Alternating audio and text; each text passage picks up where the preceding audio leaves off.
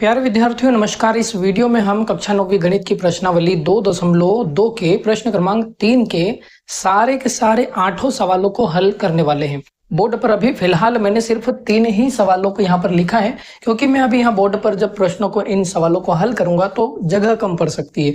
तो बाकी इसी वीडियो में आगे जो है वो बचे हुए 5 सवालों को भी हम हल करेंगे। अब देखिए, इन सवालों को हल करने से पहले एक बहुत ही जरूरी बात पहले आपको मैं समझा देता हूँ। जब भी क्या होता है, कोई बहुपद अगर लिखा होता है, जैसे 5x धन 2 अगर ऐसे लिखा हुआ है, इस बहुपद के बराबर अगर हम जीरो को रख दें तो इस जीरो को रखने के बाद हम यहां से x का मान निकाल सकते हैं। किसका मान निकाल सकते हैं? x का मान इस बहुपद से। तो अगर हम यहाँ x का मान निकालेंगे तो क्या होगा? 5x बराबर, ये धन का 2 बराबर के उस साइड जाएगा, जीरो की साइड, तो ये हो जाएगा 0 ऋण 2। तो यहां हो जाएगा 5x बराबर, जीरो में से 2 घटाएंगे तो ऋण का 2 ही बचेगा।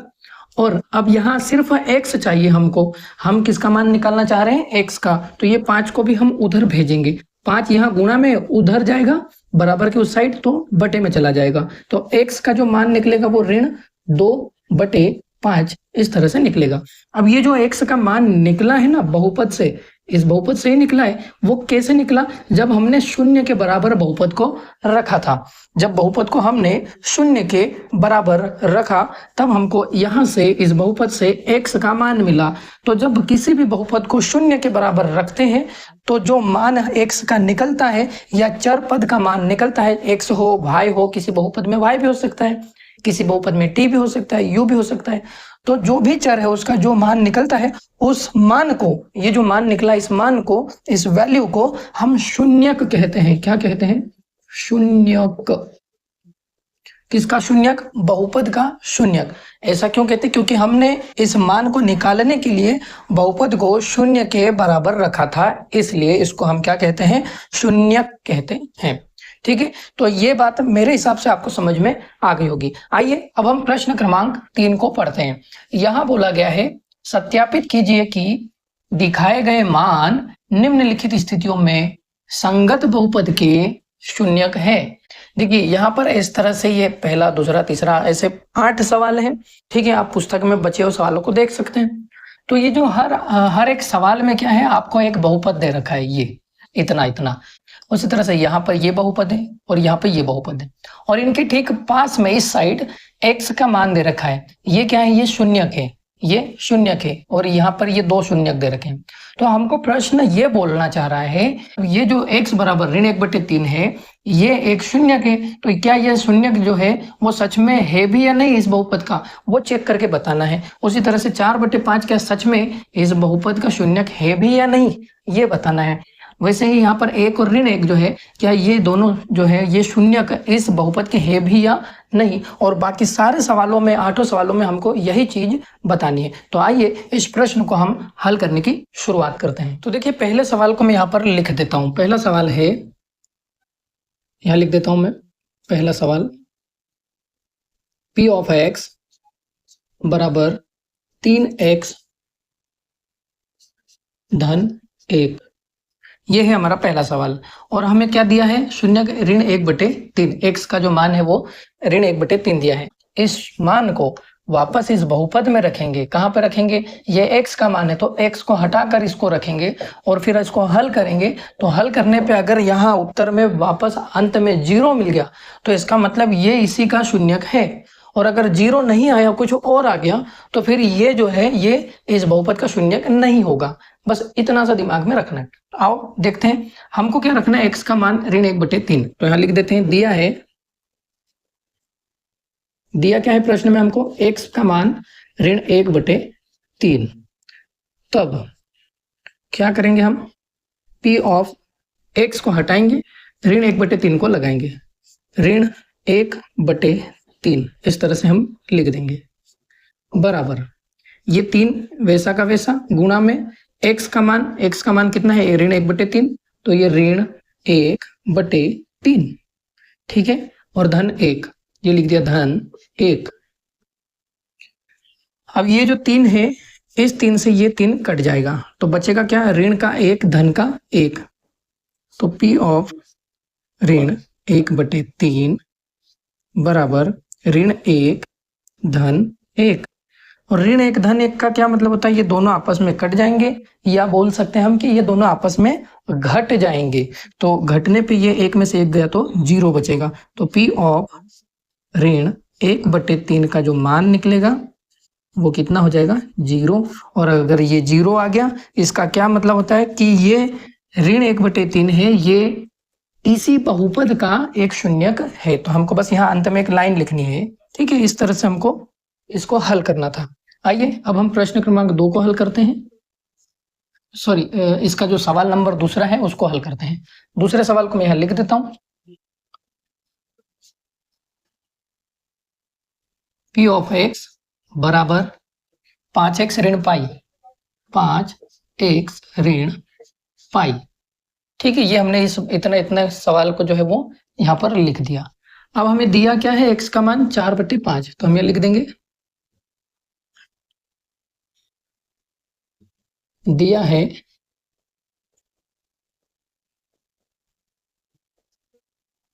अच्छा, यहाँ पे हल लिख दीजिएगा, यहाँ पर भी दिया क्या है? x बराबर हमको दिया है 4/5। तो चलिए 4/5 को यहाँ रख देते हैं। तो P ऑफ x को हटाएंगे, 4/5 को लगाएंगे x की जगह पे, तो ये 4/5 बराबर 5 वैसा का वैसा गुणा करेंगे x से, x की जगह क्या हो जाएगा? 4/5 ऋण पाई, ये 5 से 5 कट जाएगा। तो P ऑफ 4/5 बराबर में आ जाएगा यहाँ पे 4 ऋण पाई। अब इसके आगे और क्या ही हल कर सकते हैं? हल ही नहीं हो पाएगा। तो कुल मिला के इसके बाद ये सवाल यहाँ से आगे नहीं बढ़ेगा। तो हम लिखेंगे, देखिए यहाँ ये जो है इसका उत्तर किसके बराबर निकला? 0 के बराबर। अब यहाँ ये 0 के बराबर नहीं आया, ये 4 ऋण पाई 0 के बराबर नहीं आया, तो अतः बस इस तरह से हमको इसको हल करना था। ठीक है, ये शून्यक नहीं है, यह 0 आता तो शून्यक होता, 0 आया ही नहीं तो शून्यक भी नहीं है। चलिए अब हम तीसरे सवाल को हल करते हैं। तीसरा सवाल है P ऑफ x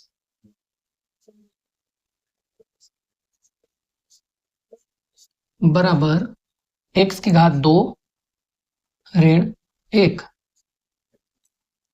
यहां लिख देते हैं हल। और हमें दिया क्या है? x का मान दिया है हमें, x का मान, दो मान है, देखो यहाँ पे एक भी है, दूसरा ऋण 1 भी है, कॉमा लगा है बीच में। तो हमको पहले 1 रखना है और 1 के लिए चेक करना है, उसके बाद ऋण 1 रख के हम ऋण 1 के लिए भी चेक करेंगे। तो यहाँ पे अब हम क्या करेंगे? x का जो मान निकला है वो कितना है? 1 रखेंगे, 1 और ऋण 1 ऐसे लिख देते हैं हम। जो दिया है वो पहले लिख दो, x का मान क्या दिया है? 1 भी है और ऋण 1 भी है। तब x बराबर 1 रखने पर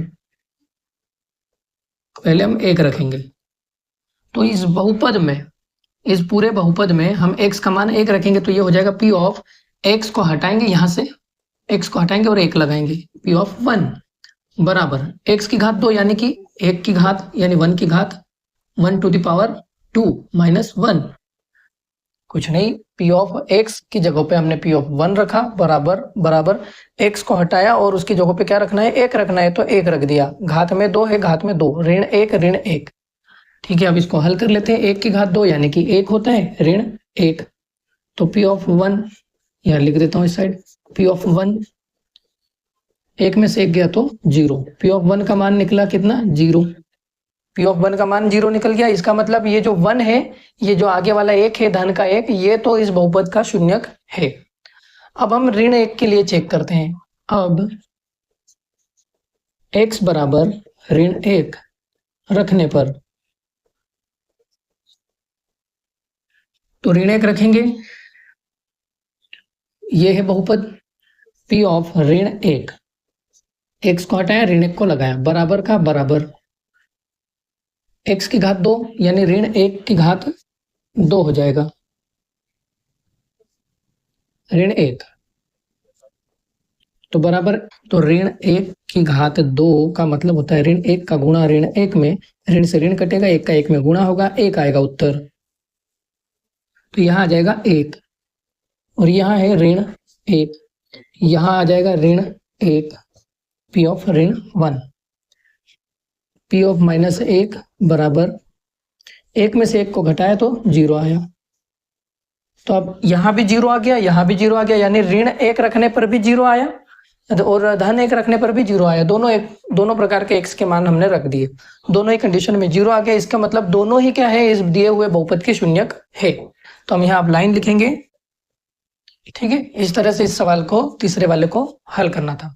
आइए अब हम प्रश्न क्रमांक दूसरे के जो चौथा सवाल है उसको हल करते हैं। तो देखिए जो चौथा सवाल है वो मैंने यहाँ पर बोर्ड पर लिख दिया है और अब हमें इसमें जो है इस चौथे सवाल में यहाँ पर है ये, है ना, यहाँ x के जो मान है वो यहाँ पर भी 2 मान दे रखे हैं, एक ऋण 1 है और एक 2 है। तो हम यहाँ क्या करेंगे, लिखेंगे सबसे पहले दिया है, जो दिया है हमें वो पहले लिख दो। दिया क्या है, हमें x के 2 मान दिए हैं, दोनों मानों को यहाँ पे लिख दो, 1 और कॉमा 2, ठीक है। अब हम क्या करेंगे, पहले ऋण 1 का मान यहाँ पर, x का जो ऋण 1 वाला मान है, x का मान ऋण 1 वो पहले रखेंगे बहुपद में। तो p ऑफ x यहाँ पर रखेंगे, तो यहाँ लिख देंगे, तब x का जो मान है क्या है, ऋण 1, पहले इसको रख देते हैं, रखने पर x बराबर ऋण 1 रखने पर। तो x का मान जब हम ऋण 1 जो है वो रखेंगे इस बहुपद में, तो क्या हो जाएगा, p ऑफ x नहीं होगा, अब यहाँ क्या हो जाएगा, p ऑफ ऋण 1 बराबर x को हटाया, ऋण 1 को लगाया, धन 1, ये x को हटाया, ऋण 1 को लगाया, धन का 1, फिर कोष्ठक बंद, उसके बाद x को हटाएंगे और उसकी जगह पे ऋण 1 को लगाएंगे और ऋण 2, कोष्ठकों को हल करेंगे तो यहाँ हो जाएगा ऋण 1 धन 1 मतलब 0, ये दोनों आपस में कट जाएंगे यानी कि घट जाएंगे, तो ये हो जाएगा 0। यहाँ कोष्ठक घटेगा तो गुणा लगेगा और इस कोष्ठक में ऋण 1 और ऋण 2 मिलकर ऋण का 3 हो जाएगा, क्योंकि ऋण ऋण की संख्याएं आपस में जुड़ जाती हैं। तो ऋण 1 में ऋण 2 जुड़ेगा तो ऋण का 3, ऋण 3 में 0 का गुणा होगा तो उत्तर आएगा 0। तो ये हो जाएगा p ऑफ ऋण 1 का मान 0।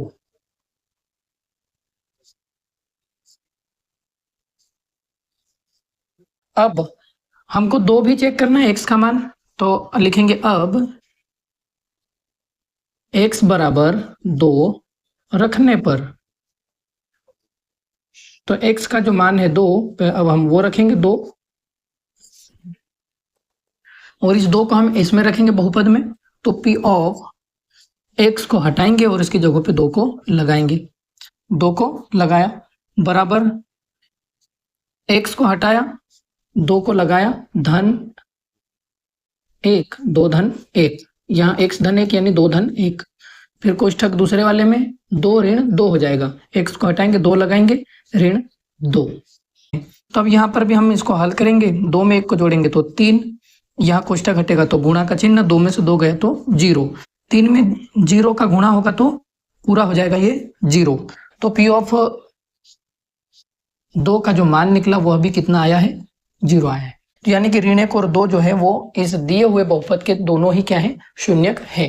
तो हम यहाँ एक लाइन लिखेंगे, ये और ये दोनों क्या है, 0 है, तो यहाँ लिख देता हूं, अतः ये दोनों ही क्या है, शून्यक है।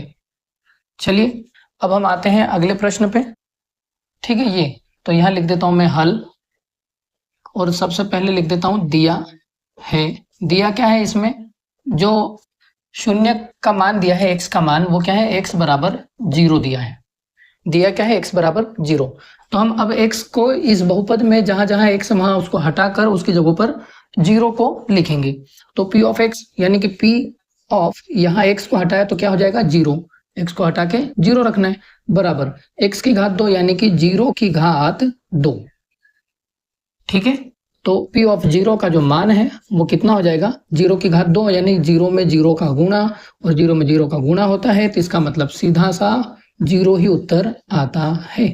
तो हम यह लाइन लिख देंगे, चूंकि p ऑफ 0 का जो मान है वह 0 है, अतः जो आपने दिया था x का मान 0, वो क्या है, वो बहुपद जो इसके संगत बहुपद था x की घात 2 इसका क्या है, का एक शून्यक है, बस खत्म।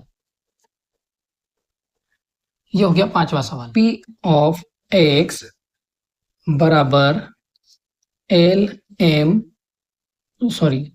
एक्स धन m। ठीक है, ये l है ना। और आगे यहाँ पर x का मान कितना दिया है, -m/l, तो यहाँ लिख देते हैं हल। दिया क्या है हमें, दिया है x बराबर -m/l, m/l ये हमें दिया है। ठीक है, x का मान हमें -m/l दिया है, तो ये लिख दिया। तो अब क्या करेंगे हम, जहां जहां x है वहां से x को हटाकर उसकी जगह पर -m/l को रखेंगे। तो यहाँ ये बहुपद में p ऑफ x को हटाया, -m/l लगाया, तो ये -m/l, ध्यान से देखिए, ध्यान पूरा बोर्ड पर रखिए, बराबर l वैसा का वैसा, गुणा में x है तो गुणा का चिन्ह पहले लगा देता हूं मैं, x को हटाकर -m/l लिखना है, तो ये -m/l ये लिख दिया मैंने। x को हटाया, उसकी जगह पर -m/l को लगाया। धन कौन है, m है, तो धन m लिख दिया। अब ये जो l है, ये वाले l से कट जाएगा, ये दोनों l कट गए, तो बचा कौन, अब सीधा सा बचेगा, यहाँ पे ऐसे लिखो आप, मैं बताता हूँ, ऋण m/l बराबर ऋण m, ये वाला ऋण भी तो है, ये थोड़ी ना कटा है, ये तो अभी भी बचा हुआ है, तो ये ऋण आएगा आगे यहाँ पर। ठीक है, ये ऋण आगे, और बचा कौन साथ में, ऊपर m बचा है, तो ये m, और फिर बाहर कौन है, धन m। तो इसका उत्तर क्या आ जाएगा, P ऑफ -m/l बराबर हो जाएगा 0, क्योंकि ये दोनों घटेंगे तो 0 हो जाएगा। तो ये हो गया P ऑफ -m/l का मान 0। तो यहाँ हम लाइन लिखेंगे अब, चूंकि यहाँ लिख देता हूं, चूंकि जो P ऑफ -m/l है, तो ये इस तरह से इस सवाल को भी हल करना था। तो चलिए अब हम जो है इसका सवाल नंबर 7 हल करते हैं। तो देखिए 7वें सवाल में भी हमें वैसे ही काम करना है। अब यहाँ पर हमें जो x के मान दिए हैं वो क्या है, ऋण 1/3 और 2/3, यहाँ पर 2 मान दे रखे हैं, है ना। तो यहाँ सबसे पहले हम लिखेंगे हल, और यहाँ लिख देंगे दिया है। तो जो x के मान दोनों दे रखे हैं उनको यहाँ पर हम लिख देते हैं, ऋण 1/3 और कॉमा लगाकर 2/3। तो अब हम x का मान ऋण 1/3 पहले रखेंगे इस बहुपद में, और चेक करेंगे कि 0 आ रहा है या नहीं आ रहा है। उसी तरह से फिर 2/3 रखेंगे x की जगह पे, और उसमें भी चेक करेंगे। तो यहाँ हम लिखेंगे, तब क्या करेंगे हम, सबसे पहले x का जो मान है ऋण 1/3, इसको हम रखेंगे बहुपद में। तो यहाँ लिख देते हैं x बराबर ऋण 1/3 रखने पर। अब इस मान को इस बहुपद में रखना है, तो बहुपद क्या है, P ऑफ x, तो P ऑफ x को हटाएंगे, ऋण 1/3 लगाएंगे, तो यहाँ आ जाएगा ऋण 1/3। ठीक है, यहाँ इस जगह पर ये हो गया, बराबर 3x की घात 2 है, तो ये लिखा 3 गुणा में x की घात 2, तो x की घात 2 यानी, तो यहाँ हो जाएगा ऋण 1/3 लिखना है ऋण का, तो ये हमने लिख दिया x की जगह पर, लेकिन घात में 2 है तो यहाँ घात में 2 भी लिखेंगे, -1, तो यहाँ हो जाएगा कितना, ये 3 वैसा का वैसा, गुणा ऋण 1/3 और इसकी घात में लगा है 2। ठीक है, तो इसकी जब घात खुलेगी तो कैसा हो जाएगा, ये ऋण 1/3, उसका गुणा होगा ऋण 1/3 में। तो ये ऋण से ऋण तो पहले ही कट जाएगा, 1 का गुणा 1 में होगा तो ऊपर आ जाएगा, ऊपर की तरफ उत्तर आएगा 1, और करणी 3 से करणी 3 में गुणा होगा तो करणी हट जाती है और सीधा बस उस नंबर को हम लिख देते हैं। करणी 3 का करणी 3 में गुणा किया तो क्या हो जाएगा, उत्तर 3। इस पूरे की जगह पर हम क्या लिख सकते हैं, 1/3, तो यहाँ हो जाएगा 1/3 ऋण 1। अब ये 3 से 3 कट जाएगा, बचेगा क्या, 1 ऋण 1, तो यहाँ आ जाएगा 1 ऋण 1, तो यहाँ घटाने पे, एक में से एक को घटाने पे कितना आएगा 0, यानी कि P ऑफ -1/3 का जो मान निकला वो कितना निकला है, 0 निकला है। तो ये तो अब शून्यक है। अब दूसरे वाले को चेक करते हैं। अब दूसरा मान कितना है, 2/3। तो अब x का जो मान दूसरा वाला है 2/3, हम उसको रखेंगे बहुपद में। x बराबर 2/3 रखने पर बहुपद है 3x, P ऑफ x बराबर 3x घात 2 ऋण 1। तो P ऑफ x, x को हटाएंगे और x की जगह पर आप क्या लिख देंगे, 2/3 बराबर 3x की घात 2, तो 3 का गुणा हो रहा है x में, x की घात 2 में, तो 3 का गुणा x की घात 2 यानी कि 2/3। x को हटाया, 2/3 को लगाया। यहाँ घात में 2 है तो इसकी भी घात में 2 लगाएंगे। ऋण 1, तो ये लिख दिया ऋण 1।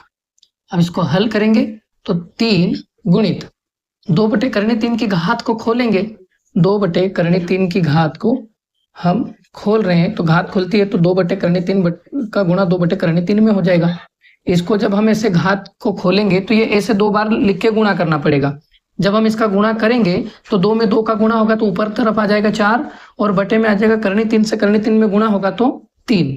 तो इस पूरे की जगह पर हम 4/3 ये लिख सकते हैं। ठीक है,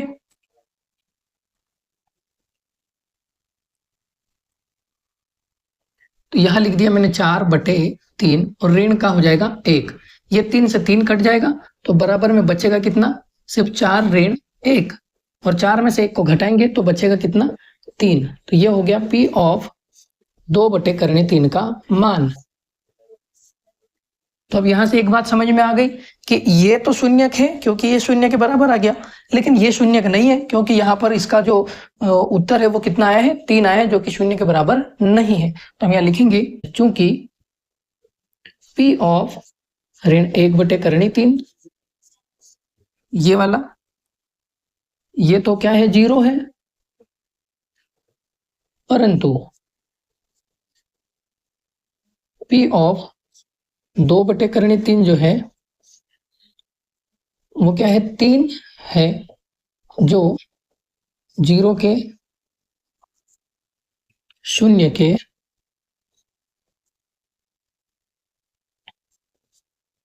बराबर नहीं है, नहीं है। अतः x का जो मान है, जो आपने दिया है, x का जो मान ऋण 1/3, x बराबर ऋण 1/3